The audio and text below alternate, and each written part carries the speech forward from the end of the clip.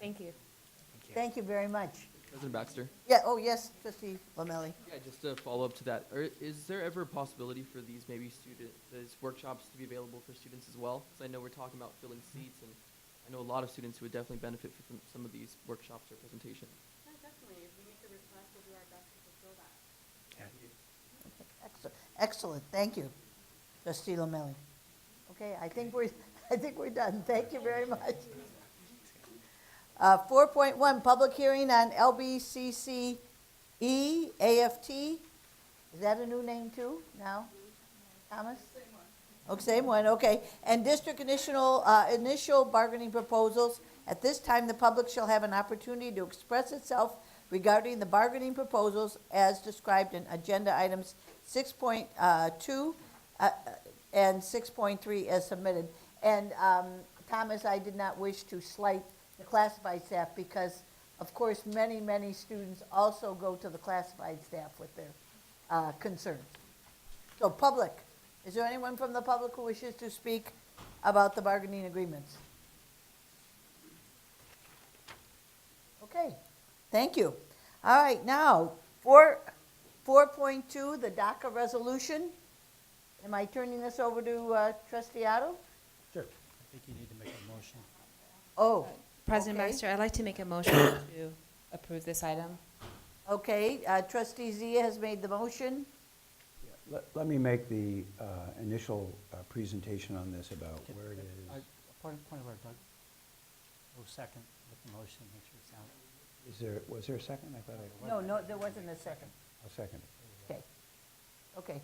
Was moved by trustee Zia and seconded by trustee Otto. Now we'll have discussion. So this issue, as many people in the audience here know, is a huge issue, not only in Long Beach and in California, but throughout the nation. It's not just about DACA students, and DACA means Deferred Action for Childhood Arrivals. This was an executive order done by President Obama that basically said, if you're not here legally, we're not going to do anything to you as long as you're progressing and as long as you're doing education. And that is now, as most of you know, at risk. We are looking for direction in the time of uncertainty.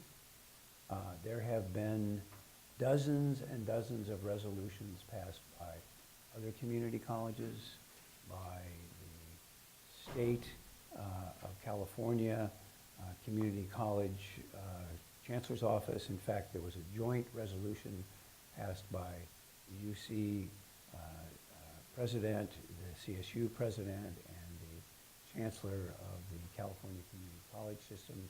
Just recently, last week, the Board of Governors of the California Community College System passed its own resolution with regard to this, which basically seeks to affirm the values that we hold, the rights that students have, and to support students in any way or in any ways that they can.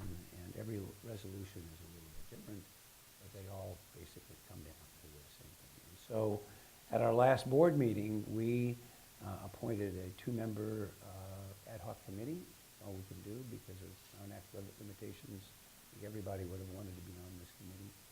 But to come up with some statement that we could make. And somebody said to me, that was in December, it's old news, it's over, we're Johnny-come-latelys. But the answer to that was no. We just had an inauguration. It is still very much up in the air as to what it is that can and will happen. And so in addition to what we're doing right now, I'll just report that I sit on the Consultation Council in Sacramento for the community colleges and as a representative of the Community College League of California and the Community College Trustees Association. And I went to the acting president at that time, the actually chancellor, I should say, and said, we need this on the next Consultation Council agenda, not because the nature of the group isn't to take action, but to talk about this, because there are so many issues going on that We need to be prepared. And prepared doesn't mean that we roll this thing out because it's too complicated to just have one group say this is what we're going to do. But to acknowledge the issue, to discuss the issue, to discuss what the issues and problems are within this subject matter area, and then begin to build what it is that we need to address this if and when the time comes up. So let me give you a couple of examples of things that could happen. DACA, as I explained to you, lets students pursue their education even if they're here illegally. What happens if DACA is rescinded? Well, it could be rescinded in one fell swoop by the signing of another executive order. That hasn't happened. It could be gradually phased out. It could be that when students that are now in the program, their eligibility ends or their term ends, that they're not renewed. And by the way, students who are in the program now have provided information about who they are, where they're from, where they live, and all that information is available to the federal government and is available if people want to take action about that. So what are some issues that might not occur to you as to what the effects of this could be? You're a DACA student. You're studying abroad. You got into some great program in South America, or you're in Europe, and you're about to come back. If it's rescinded, first of all, can you come back?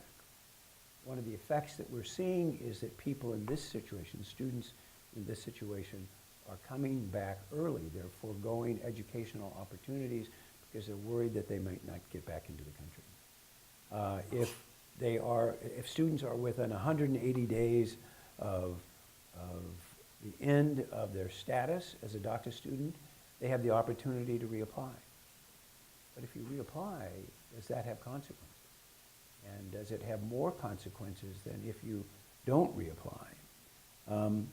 What about the concept of either being a sanctuary campus or a sanctuary city?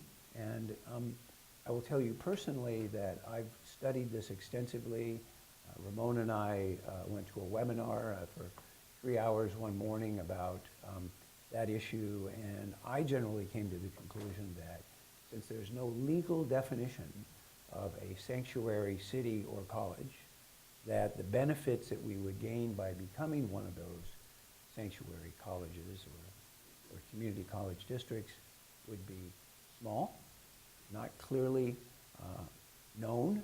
And by the way, we might be putting a target on our back, because if we were to make that statement, then if somebody in the federal government was to decide, well, we got to prioritize these things. And quite frankly, there have been people that have made statements that the first, including the president-elect, the first groups that we would go against are cities or community college districts or unified school districts that have declared themselves to be sanctuary, and then we'll work down from there.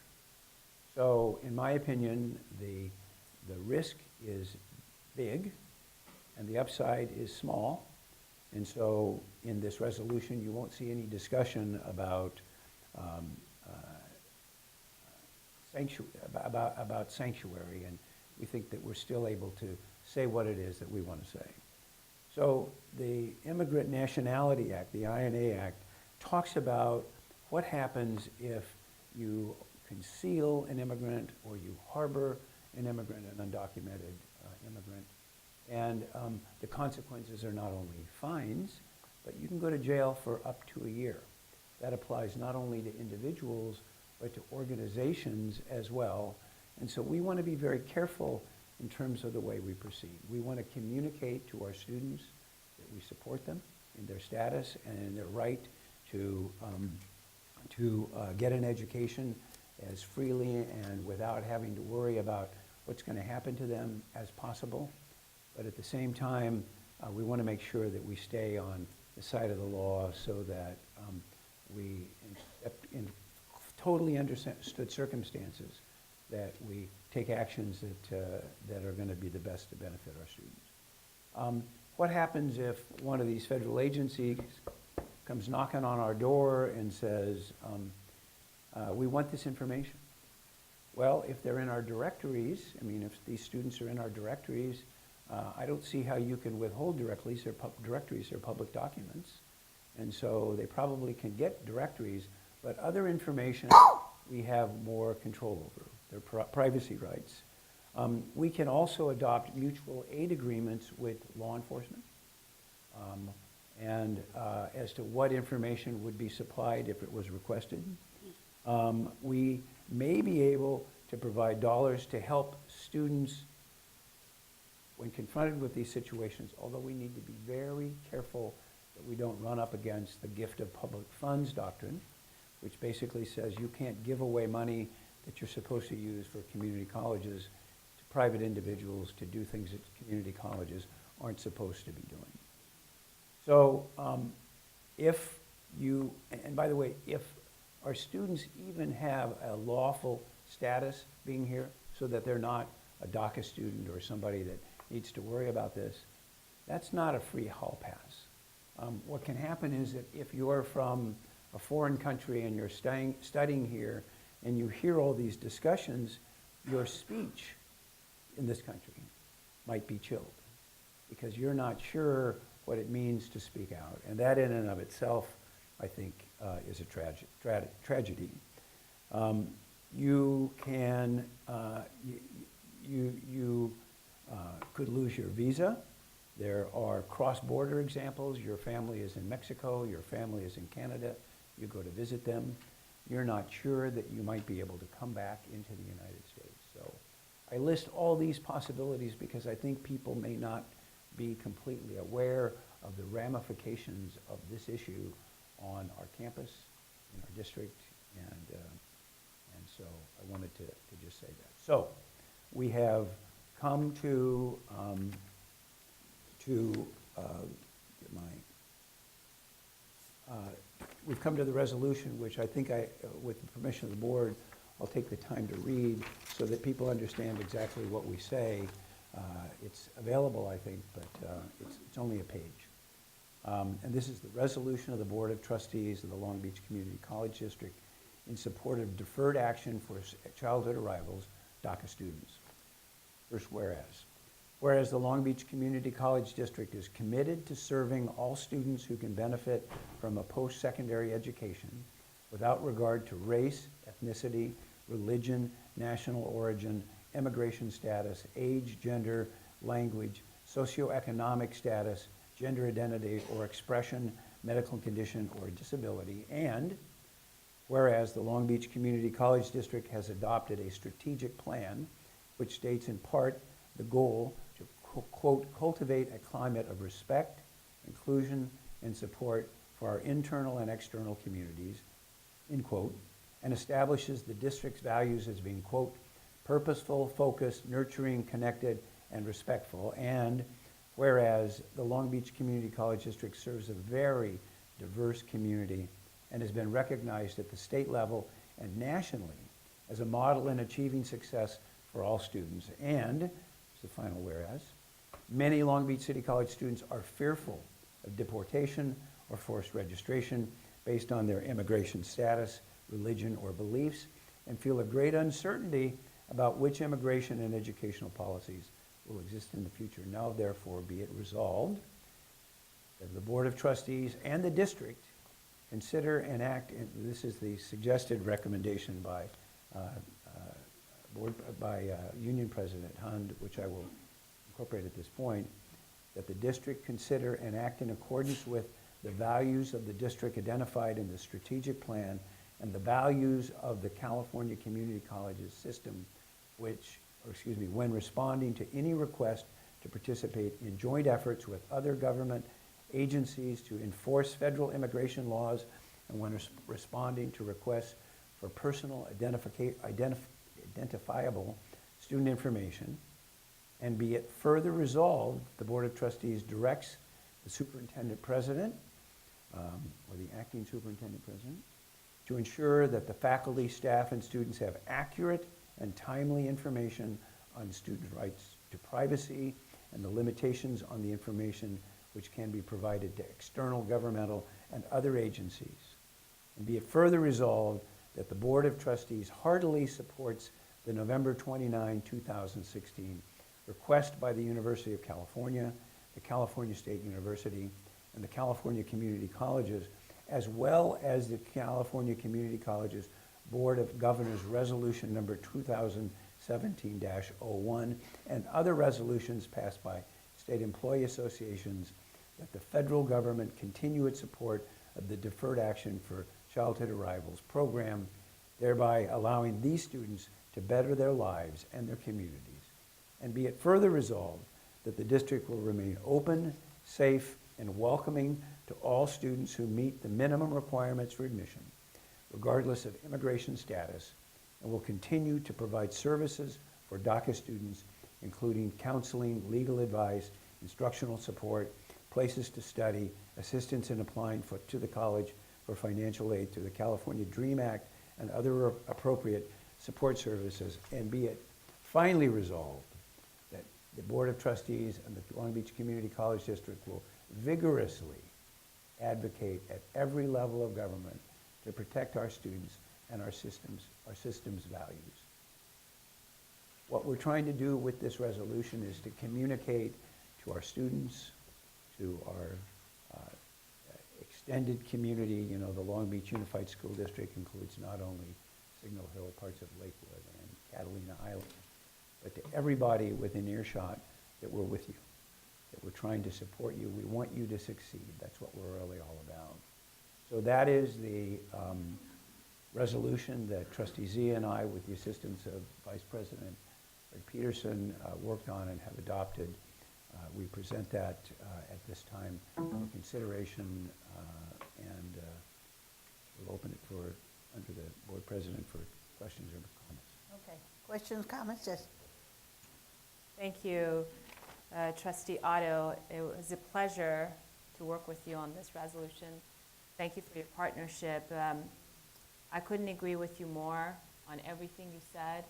Thank you for going through all the nuances and the details, especially the legal aspect of it, one that I can't personally speak to since I'm not an expert.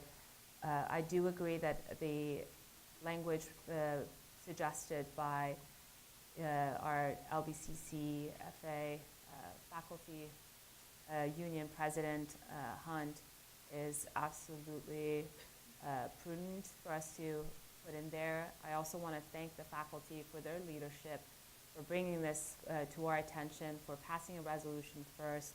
We're behind you. We're behind all our employees and our students. This is an important time for us to step up and be leaders. Our students need us more than ever, given the circumstances that they're faced with. I can't imagine being an undocumented student, and I want to emphasize the sensitivity and us being delicate with the use of the language. They're not illegals, they're undocumented. And I particularly strongly recommend, I love the last resolved clause where we claim and we say that we'll vigorously advocate at every level of government to protect our students and our values. That's who we are. Thank God we're in California, but we're going to stand up to hate, to tyranny. Having lived in a country where it was very oppressed, I know what oppression looks like and the onset of it. I would personally fight for it, and I think this piece of legislation or resolution is very important for us to show our commitment to our students, that we have your back. And it's going to be an unwavering commitment at every level of government to protect you. So with that, I am honored to support this resolution. I ask my colleagues to support Trustee Otto and I in passing this resolution, and thank you in advance. Trustee Malauulu? Thank you. I am also speaking in favor of this resolution. I think it is timely and necessary. I am an undocumented student, all grown up. So I can't imagine if I was told that I had to go back home, back when I was not here with the proper documentation, or it was pending, or waiting for it to be finalized. And that's the fear that a lot of our students have. For whatever reason, the process takes too long, it's too cloudy, documents are lost, and a lot of things happen. And I have taught students who, not even here at LBCC, but at the high school level for the Los Angeles Unified School District, who have actually had relatives who've been deported for numerous reasons. They've come to school the next day and they don't want to go home. They're scared that they're next, or they're afraid that another relative will have to face that. And school education becomes their protection. So I think that of all the wrongs that we can list, I think the fact that we have the opportunity to be a part of a slight right, it's our duty to make that happen. So this is one way that we can support our students. I am also very happy. I put on my English teacher hat, and too bad I don't have a red pen, but I did make a couple of little, English teacher Trustees, edits. Otto has a red pen.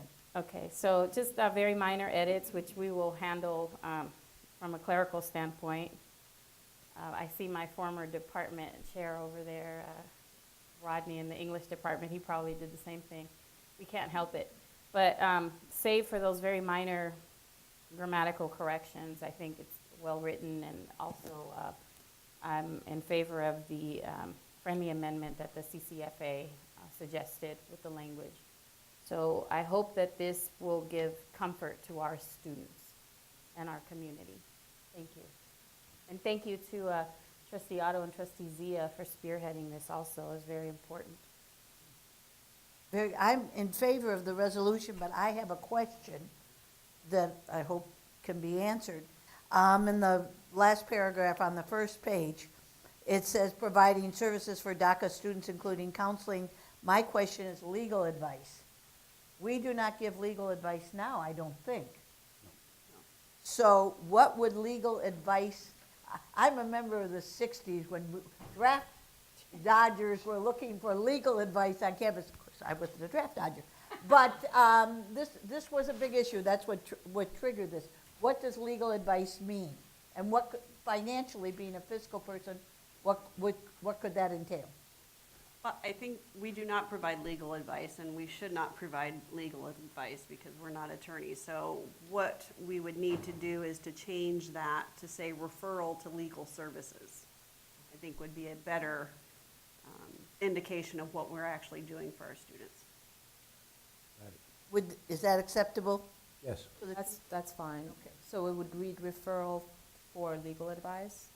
Legal services. Legal services. Referral to legal services. Madam Chair, I overlooked that I had also written include health services too, and I'm sorry I ended my little spiel a little too soon. But after the great presentation that the Student Health Services did, I think we should also include that. So it's right here, just include on here, and health services, because I think that a lot of students would also feel, we have on there the word counseling, which I took to mean, initially when I first read this over the weekend, I took that to mean academic counseling. But after hearing the health services presentation, I thought, well, maybe it's mental health or some kind of medical counseling. So if we could clarify by adding, health services, that might make a difference. Thank you. Okay, I'm sorry, Jackie was talking to me. So you want to add to the word counseling? No, Oh, just add, and I'm giving him the copy of it, just add health services as a separate comma. It's gonna have to, there's some corrections on there. okay. Um, Very good. Let me make a general comment about doing this and the way we're doing it, and that is that think I said this earlier today, that the perfect is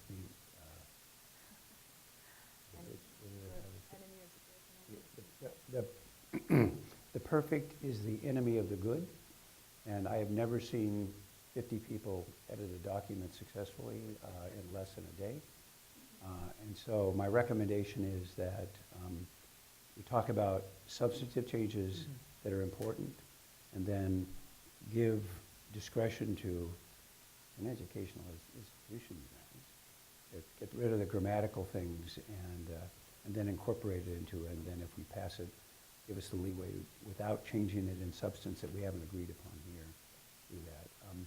For example, we could say instead of counseling, health services, which would include counseling, and we could probably talk about that for a long time, whether that's a good idea or not. But, What was the suggestion? well, it was an example, and one that I hope we don't spend a lot of time on. I agree that if health services means mental health services, and counseling is a form of mental health services, we don't have to list all the services.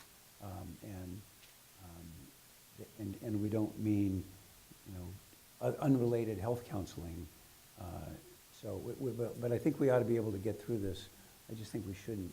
We want to make sure we don't take an hour or a couple hours to go through this, because everybody's on the same page, singing from the same hymnal. And let's make sure that if we want changes, that they're changes that are substantive, and that the grammatical stuff will take care of itself. President Baxter, may I make a suggestion? I believe there's a catch-all statements and other appropriate support services at the end of that sentence. If it's the desire of the board, I think that captures all the appropriate services, unless we want to highlight any particular. That's a good point. Okay, what I'm going to ask for is in passing this, approving this, that we say we are approving it with the corrections, understanding there may be a few more, but not substantive changes. Well, we're talking about grammatical and ministerial, right? Right, correct. So, just to be clear. And are we adding health services, or would that be covered under appropriate support services? Can be, but I think the way to ask the next question is there anything we've missed? I don't believe so. Trustee Kellogg. Just because, to that point, if there's anything we've missed, my only concern is that when you start saying you're going to vote on something tonight with potentially whatever term you want to use, it is what it is. And I don't see anything dramatically changing this. So my only concern is when you make a motion, you pass it, and you pass a resolution with the intent of, don't worry, folks, trust us. We may be only local government, but we know what we're doing. Well, I would just rather, this is fine, and let's move forward, and don't muddy it up by trying to say that type of language. I think you could possibly get people in trouble, and you may not even intend that to happen. But I just let's keep it simple. And if a 5-member governing board at the local level is going to work through it like this, God help a federal government if they can work through anything then. So, but I'm fine. But I just caution not to. Let's just support it as to the point. I don't think there's anything significantly in there that's going to alter the intent, unless I'm missing something. Perhaps we can call for the question. Yes. Did somebody do that? Madam Secretary? The motion again is, I just need one clarification. We did make the note to include Janae Hunn's statement, okay? Is that- Yes. And I think it was also a friendly amendment in the Last, fourth of 5 resolves. Regarding the legal. language including, oops, I can't read my. Referral to legal services. Referral to legal services, and that was a friendly amendment as well. in lieu of legal advice. Yes. Okay, so we're not mentioning health services at all? I think Trustee Z has a very good point. Other appropriate support services is very encompassing rather than forget something. And I think that's overreaching. Okay. Right. Madam Secretary? Let me pull up my note. Okay, Virginia Baxter, Aye. Jeff Kellogg, Vivian Malauulu, Aye. Doug Otto, and Sunny Zia. Absolutely. Point of order, does that count as Yes. aye? Okay, thank you very much.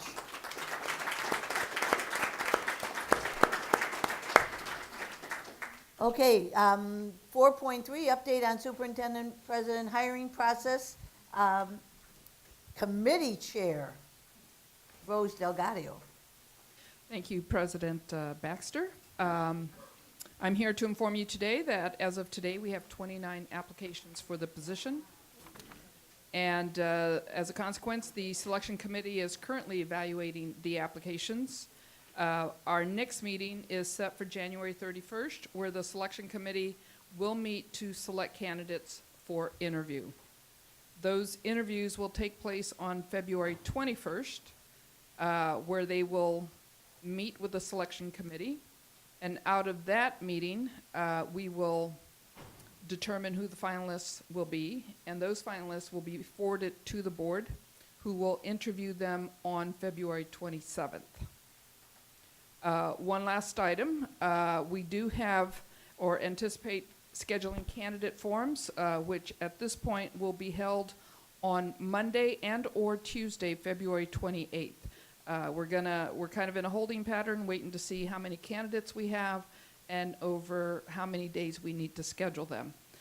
So that is still tentative and yet to be determined, but for those out there, I would say hold those dates if you're interested in attending the candidate forums.